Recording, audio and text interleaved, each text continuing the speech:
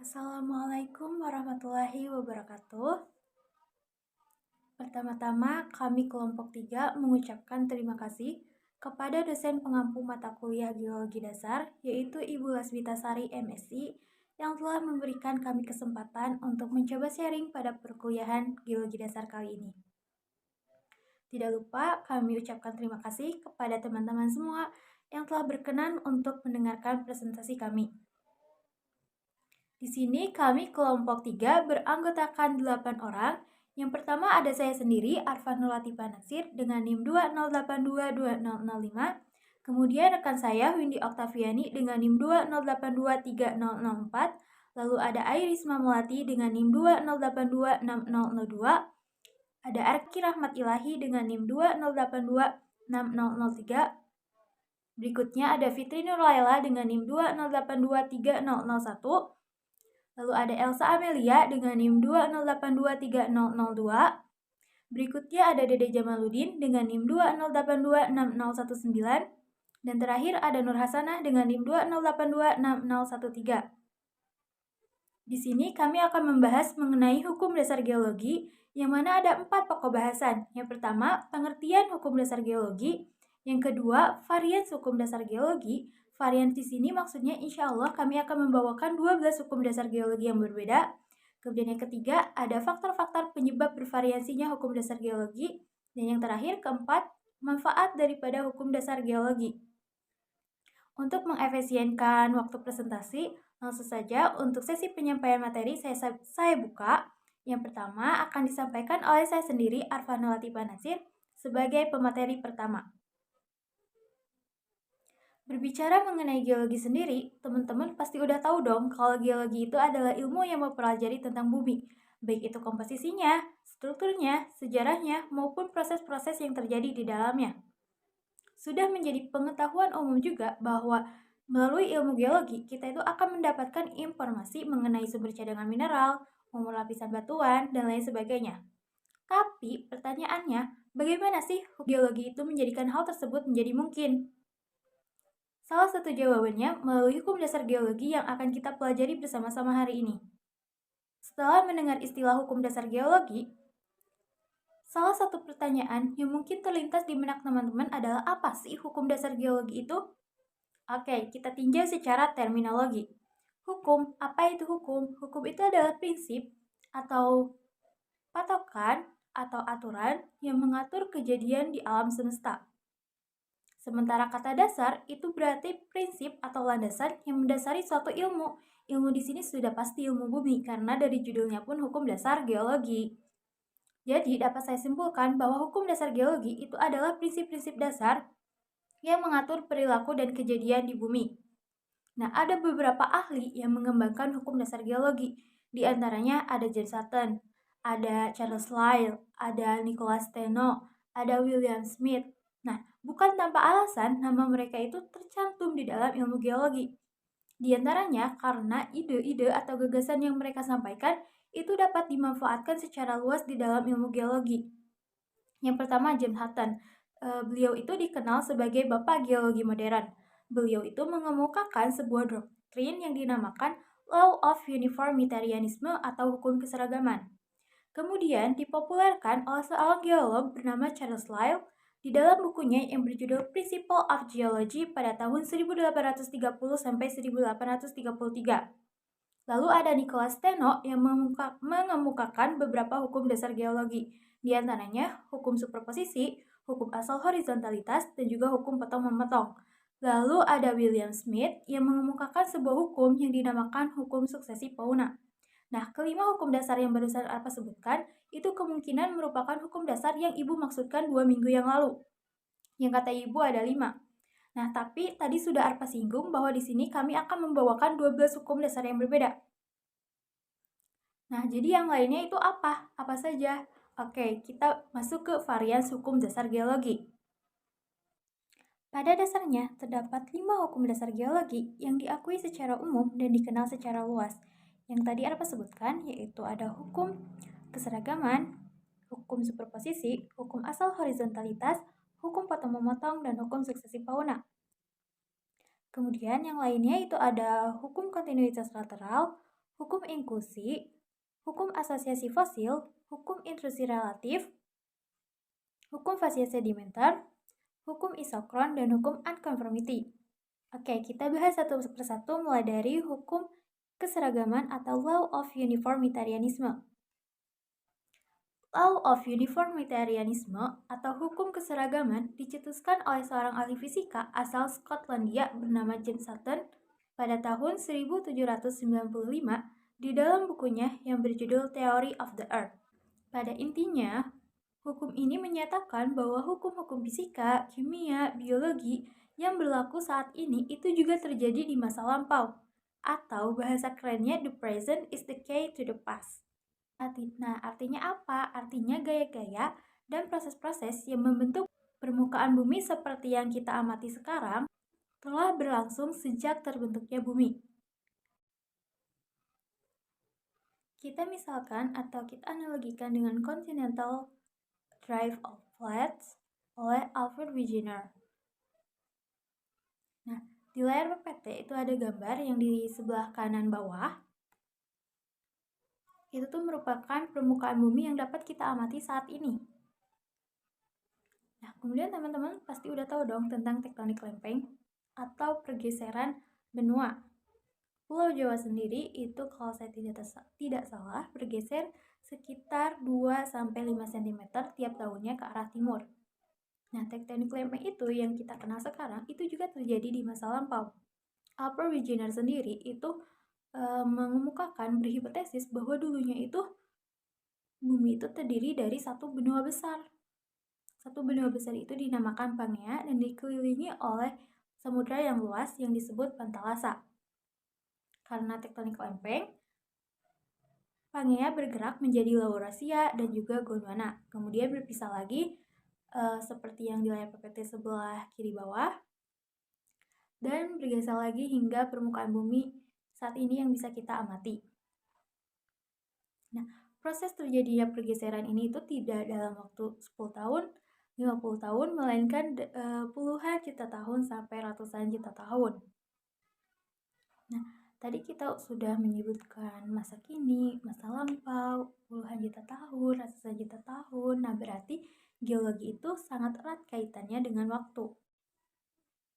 Nah, untuk penerapan hukum ini sendiri tuh bagaimana khususnya di Indonesia? Nah, kalau di Indonesia sendiri, hukum ini tuh sering diterapkan di studi sedimentologi. Sedimen itu pengendapan dan logos itu adalah ilmu. Jadi ilmu pengendapan terutama endapan deposit sungai dan juga delta. Untuk contohnya sendiri di Indonesia ada Delta Mahakam di Kalimantan Timur dan juga Delta Musi di Sumatera Selatan. Kalau tidak salah, untuk Delta Mahakam dan Delta Musi itu diakibatkan karena erosi sungai. Nah, di luar negerinya itu sendiri ada contohnya itu ada Grand Canyon. Grand Canyon itu merupakan ngarai besar yang ada di Amerika. Itu tuh terbentuk dalam waktu yang lama dan juga dalam lingkungan dan gaya-gaya yang konstan. Lalu selanjutnya juga ada Delta del Ebro di Spanyol. Nah, seperti teman-teman bisa lihat di gambar PPT, itu ada perubahan-perubahan dari masa ke masa. Yang paling bawah kanan itu merupakan Delta del Ebro yang bisa kita amati saat ini. Nah, tapi awalnya itu nggak kayak gitu. Awalnya tuh seperti yang di kiri atas, paling atas. Teman-teman bisa lihat perbandingannya sendiri.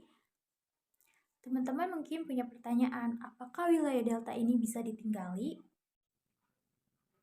Wilayah delta sendiri itu memberikan beberapa manfaat, diantaranya akses ke sumber daya alam, keanekaragaman hayati yang kaya, dan juga tanah yang subur.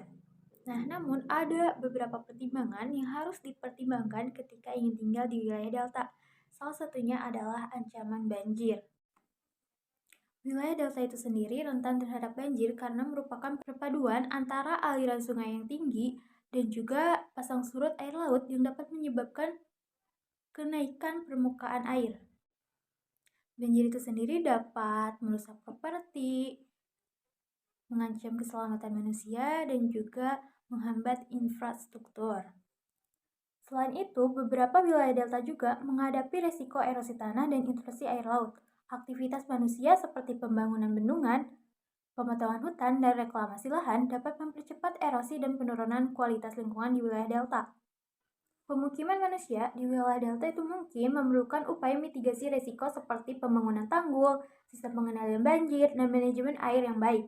Penting juga untuk mempertimbangkan perubahan iklim yang dapat meningkatkan resiko banjir dan ancaman lainnya di wilayah delta. Secara keseluruhan, tinggal di wilayah delta itu memungkinkan, tetapi perlu adanya perencanaan dan mitigasi risiko yang tepat untuk menjaga keselamatan dan keberlanjutan lingkungan di wilayah tersebut.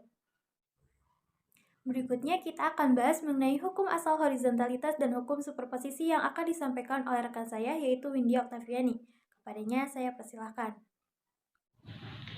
Hukum asal horizontalitas ini merupakan salah satu hukum dasar geologi yang menyatakan bahwa lapisan batuan yang baru terbentuk secara horizontal dan sejajar dengan permukaan bumi.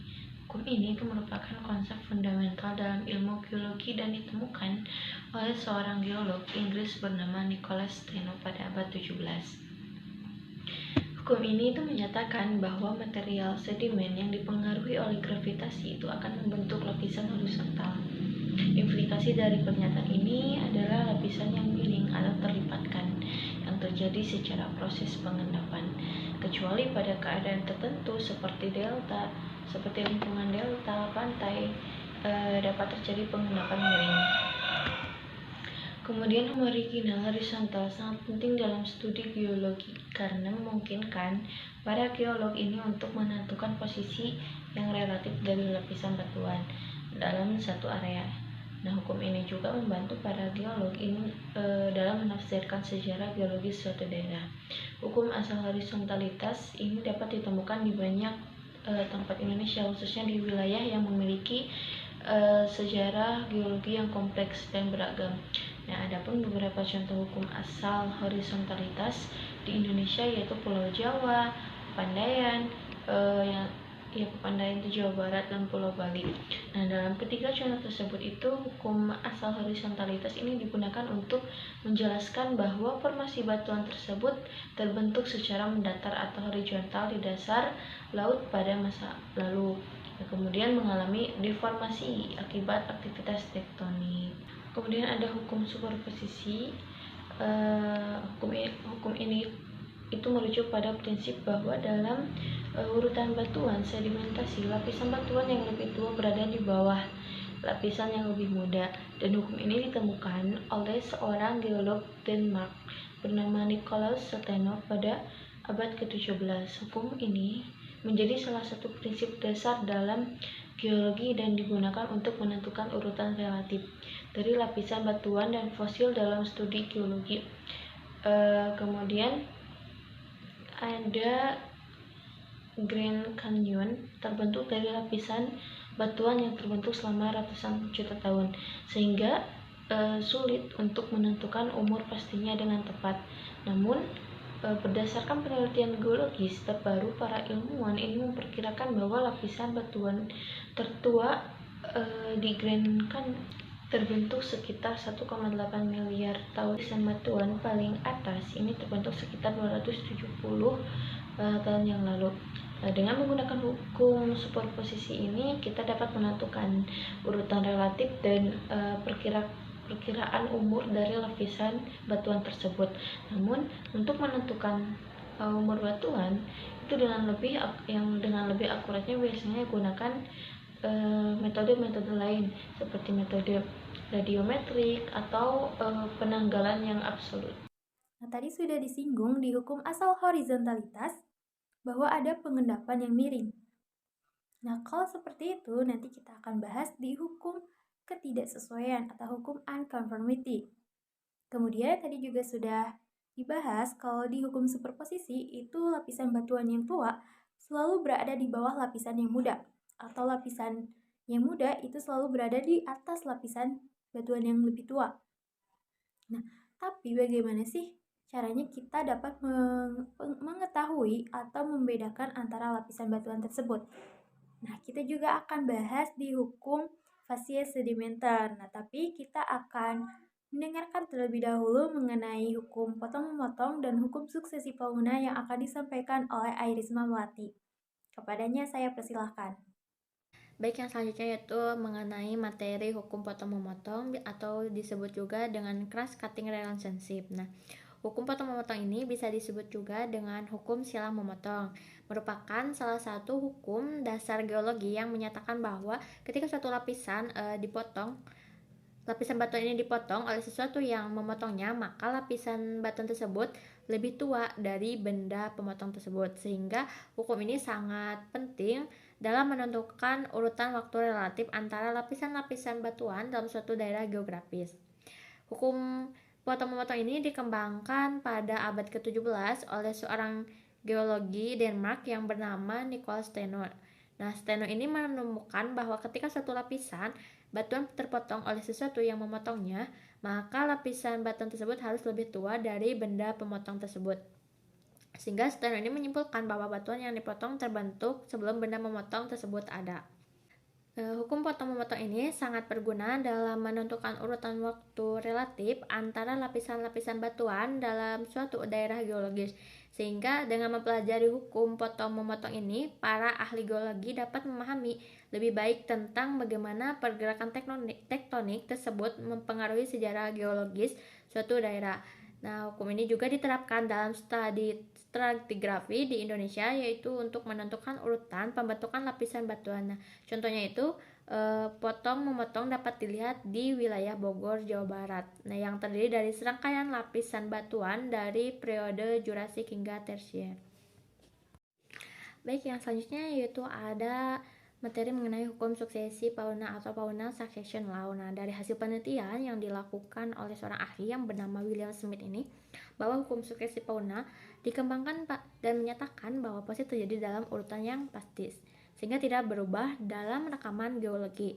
Nah, pada gambar ya bisa dilihat pada gambar tersebut terdapat kumpulan fosil yang hadir dalam lapisan batuan pada interval waktu tertentu.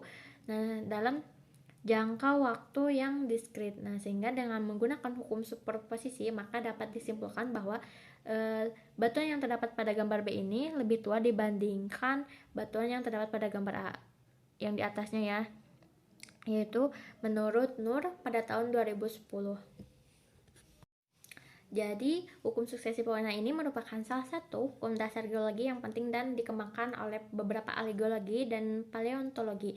Nah, salah satu tokoh yang mengembangkan hukum suksesi fauna adalah Charles Darwin yang pada abad ke-19 menunjukkan bahwa fosil-fosil makhluk hidup yang ditemukan pada suatu lapisan batuan dapat memberikan petunjuk tentang umur batuan tersebut. Nah, sehingga ia mengamati bahwa fosil-fosil yang terdapat di lapisan batuan tertentu memiliki ciri-ciri yang berbeda dari fosil-fosil di lapisan batuan lain. Nah, secara umum hukum suksesi fauna ini menunjukkan bahwa kelompok-kelompok makhluk hidup itu tidak selalu ada di semua waktu, sehingga kelompok-kelompok makhluk hidup tertentu dapat muncul atau lenyap dari rekaman fosil dalam rentang waktu tertentu. Sehingga hukum ini diterapkan dalam studi geologi Indonesia, terutama di bidang paleontologi.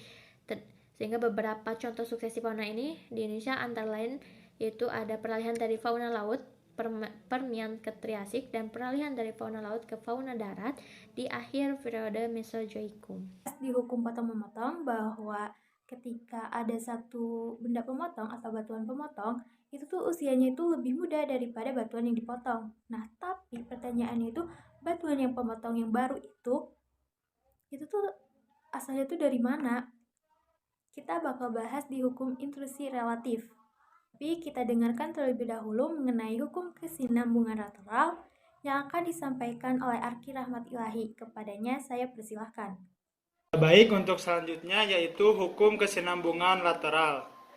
Hukum kesinambungan lateral atau disebut juga hukum keseimbangan atau hukum kesinambungan lateral facies adalah salah satu hukum dasar geologi yang menyatakan bahwa lapisan batuan pada suatu formasi geologi akan terus berlanjut secara lateral ke arah yang sama. Meskipun mungkin mengalami perubahan dan sifat dan karakteristik batuan, hukum ini dikembangkan pada tahun abad ke-19 oleh seorang geologi Jerman bernama Johann Gottfried. Hukum keseimbangan lateral sangat berguna dalam menentukan penyebaran deposit mineral atau sumber daya alam lainnya di suatu daerah geologis.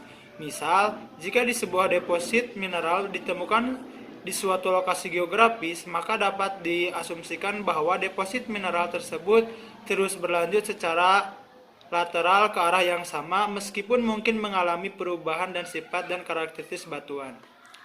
Dikutip dari Nur 2010, dalam keadaan normal suatu lapisan sedimen tidak mungkin terpotong secara lateral dengan tiba-tiba, kecuali oleh beberapa sebab yang menyebabkan terhentinya keseimbangan lateral, yaitu satu, pembajian.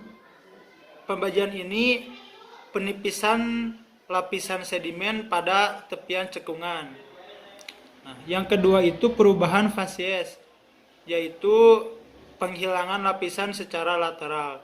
Yang ketiga itu pemancungan atau pemotongan karena ketidakselarasan.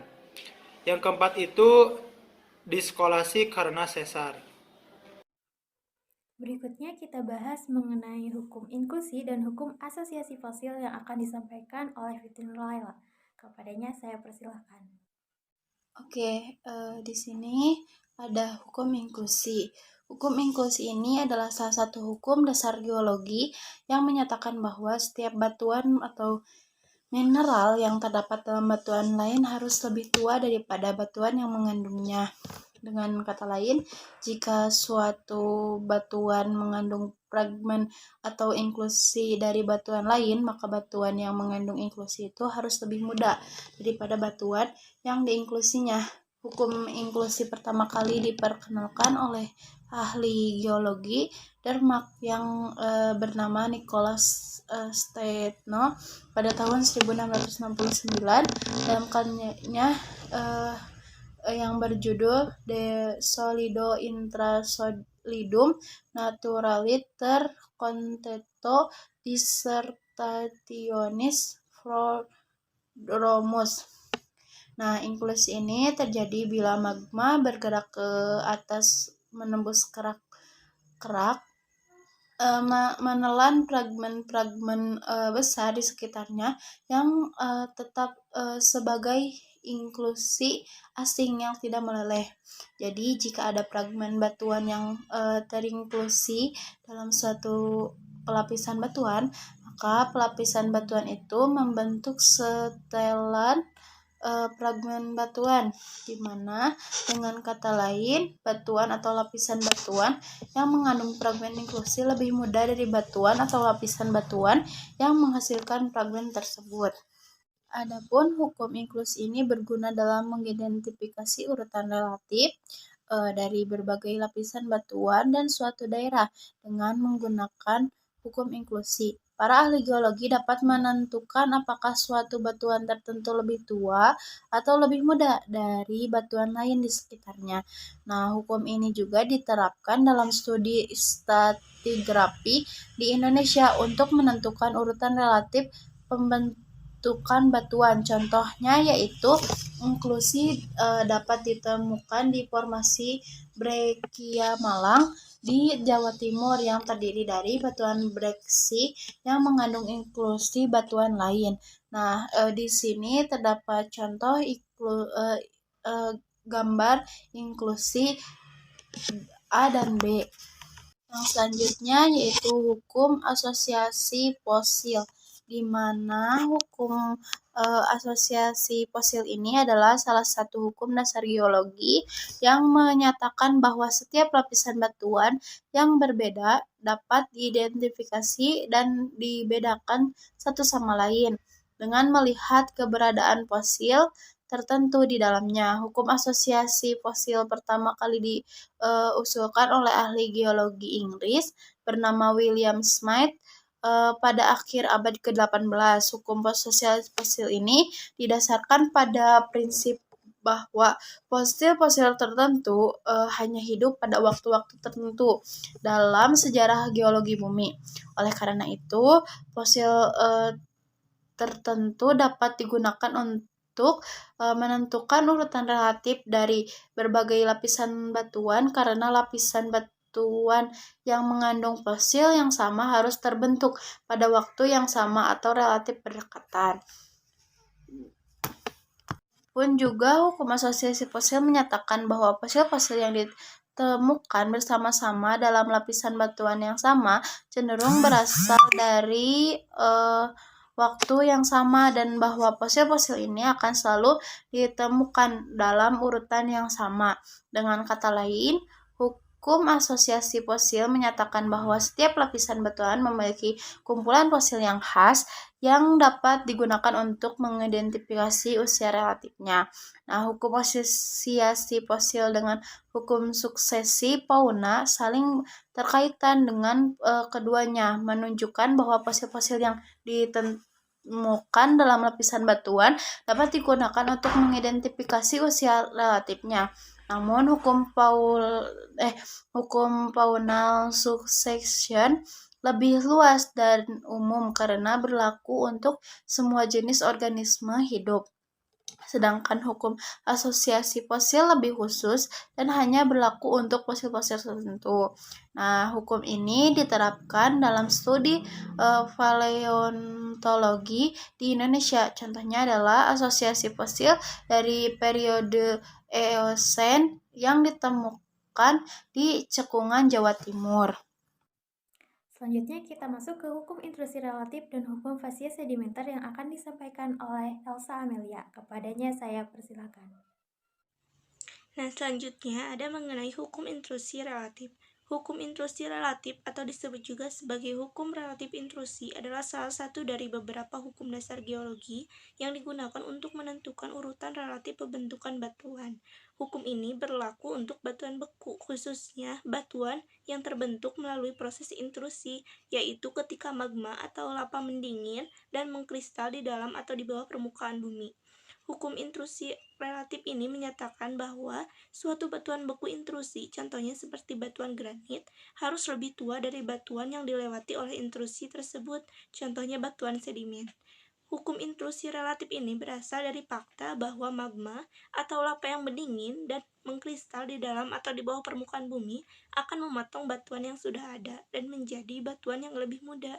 Proses intrusi ini hanya terjadi setelah pembentukan lapisan batuan yang lebih tua terlebih dahulu, sehingga batuan intrusi relatif lebih muda daripada batuan yang dipotong oleh intrusi tersebut. Nah, selanjutnya ada hukum spesies sedimenter. Hukum spesies sedimenter ini pertama kali diperkenalkan oleh ahli geologi Amerika, Maurice, dalam bukunya yang berjudul Ancient Sedimentary Environments and Their Subsurface Prognosis pada tahun 1975. Hukum spesies sedimen ini adalah salah satu hukum dasar geologi yang menyatakan bahwa kondisi lingkungan di mana suatu batuan sedimen terbentuk dapat dikenali melalui karakteristik fisik dan kimianya. Hukum ini menggambarkan hubungan antara lingkungan pengendapan sedimen dan karakteristik batuan yang terbentuk, dan memberikan wawasan tentang sejarah geologi suatu daerah. Dua tubuh batuan yang diendapkan dalam waktu yang sama dikatakan berbeda spesies apabila kedua batuan tersebut berbeda fisik, kimia, atau biologi. Hukum spesies sedimen ini dapat digunakan untuk memperkirakan sejarah geologis suatu daerah dengan melihat jenis dan urutan spesies sedimen yang ditemukan di daerah tersebut. Misalnya, jika ditemukan batuan pasir di atas batuan lempung, maka dapat diasumsikan bahwa daerah tersebut mengalami perubahan lingkungan dari lingkungan yang lebih tenang atau yang membentuk lapisan lempung menjadi lingkungan yang lebih bergejolak atau yang membentuk lapisan pasir. Nah, hukum spesies sedimen ini juga berguna dalam mengevaluasi sumber daya alam seperti minyak bumi dan gas alam yang sering ditemukan terkait dengan lingkungan pengendapan sedimen tertentu. Hukum ini diterapkan dalam studi sedimentologi di Indonesia, terutama pada deposit endapan laut. Contoh spesies sedimen ini dapat ditemukan di daerah-daerah seperti formasi gunung api di Jawa Tengah dan formasi Batu Raja di Sumatera Selatan. Berikutnya kita ke dua hukum yang terakhir, yaitu hukum isokron dan hukum unconformity yang akan disampaikan oleh Dede Jamaluddin. Kepadanya saya persilahkan. Terima kasih kepada moderator yang sudah mengizinkan saya untuk mempresentasikan pada kesempatan kali ini. Baik, sini saya akan membacakan tentang hukum isokron.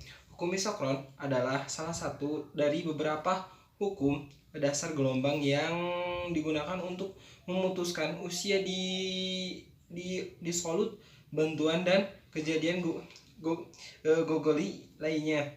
Hukum ini pertama kali disusun oleh ahli geologi Amerika King pada tahun 1877. Hukum Isokron menyatakan bahwa jika dua sampel bantuan memiliki isotop radioaktif yang sama dan berasal dari sumber yang sama, maka perbedaan dalam jumlah isotop tersebut dapat digunakan untuk menentukan usia absolut batuan tersebut. Dalam kata lain, hukum isokron menyatakan bahwa hubungan antara konstansi isotop radioaktif dan waktu pembentukan batuan adalah linier atau berbentuk garis lurus. Hukum ini diterapkan dalam studi geokronologi di Indonesia untuk menentukan umur batuan dengan mengukur rasio isotop radioaktif dan stabil. Contoh isokron dapat ditemukan di Gunung Merbabu di Jawa Tengah. Jadi teman-teman kalau mau menemukan batu itu pasti ada di Gunung Merbabu, Jawa Tengah. Selanjutnya ada hukum konformiti. Hukum inconformity adalah salah satu hukum dasar geologi yang menyatakan bahwa lapisan-lapisan batuan yang tidak sejajar menunjukkan adanya periode waktu yang hilang dalam sejarah geologi suatu daerah. Hukum ini ditemukan oleh ahli geologi Inggris bernama Johnson Hutop pada awal abad ke-19. Hukum konformiti berbentuk berdasarkan pengamatan bahwa dalam beberapa daerah lapisan batuan berbeda, tidak selalu sejajar secara horizontal. Beberapa lapisan batuan dapat miring atau terlipat, dan dalam beberapa kasus lapisan-lapisan tersebut terputus atau hilang sama sekali. Ketika lapisan batuan ini terputus atau hilang, ini menunjukkan bahwa ada periode waktu yang hilang dalam sejarah geologi suatu daerah. Bisa dilihat di dalam PPT tersebut. Konformiti terjadi ketika suatu lapisan batuan dipotong oleh erosi dan kemudian ditutupi oleh lapisan batuan yang lebih mudah. Konformiti juga dapat terjadi ketika lapisan batuan dideformasi oleh tekanan tektonik dan kemudian teklis sebelum tertutupi oleh lapisan batuan yang ada 3 jenis konformiti utama yang diakui oleh ahli geologi, yaitu bisa dilihat dari beberapa gambar. Angular conformity, terus ada disconformity, dan ada no conformity. Nah, terakhir kita akan bahas mengenai faktor-faktor yang menyebabkan bervariasinya hukum dasar geologi serta manfaat daripada hukum dasar geologi yang akan disampaikan oleh Nur Hasanah. Kepadanya saya persilahkan. Bismillahirrahmanirrahim. Faktor penyebab hukum dasar geologi. Hukum dasar geologi atau prinsip dasar geologi adalah seperangkat prinsip dasar yang digunakan oleh para geologi untuk memahami sejarah geologi bumi. Meskipun prinsip ini terus digunakan dalam praktek geologi, variasi dalam jumlah dan jenis prinsip dasar geologi dapat terjadi karena beberapa faktor, antara lain seperti pengamatan baru, pengaruh budaya dan bahasa, perbedaan fokus dan kepentingan, dan perbedaan dalam interpretasi. Manfaat hukum dasar geologi. Di sini ada 6 manfaat hukum dasar geologi. Yang pertama ada pemahaman tentang struktur bumi. Membantu kita memahami struktur bumi dan proses geologis yang terjadi di dalamnya. Yang kedua yaitu sumber daya mineral dan energi. Digunakan dalam eksplorasi sumber daya mineral dan energi, seperti minyak bumi, gas alam, batu bara, dan logam. Yang ketiga yaitu reklamasi lahan, yaitu untuk membantu dalam proses reklamasi lahan bekas tambang atau lahan yang terdegradasi. Yang keempat yaitu perlindungan lingkungan, membantu dalam hal pemahaman dan penanganan dampak lingkungan dari kegiatan manusia, seperti penambangan, pembangunan jalan, dan lain sebagainya. Yang kelima yaitu ada arkeologi, juga digunakan dalam studi arkeologi untuk memahami sejarah bumi dan peradaban manusia. Yang terakhir yaitu yang keenam ada peristiwa. Peristiwa juga dapat menjadi daya tarik para wisata. Baik, karena semua materi telah selesai dibahas, untuk sesi penyampaian materi saya tutup. Dan di sini ada daftar pustaka yang berisi referensi yang kami gunakan dalam penyusunan makalah serta PPT. Mungkin itu saja yang dapat kami sampaikan. Mohon maaf apabila ada kekeliruan dalam penyampaian materi maupun ada kata-kata yang kurang berkenan. Sekian dari kami. Wassalamualaikum warahmatullahi wabarakatuh.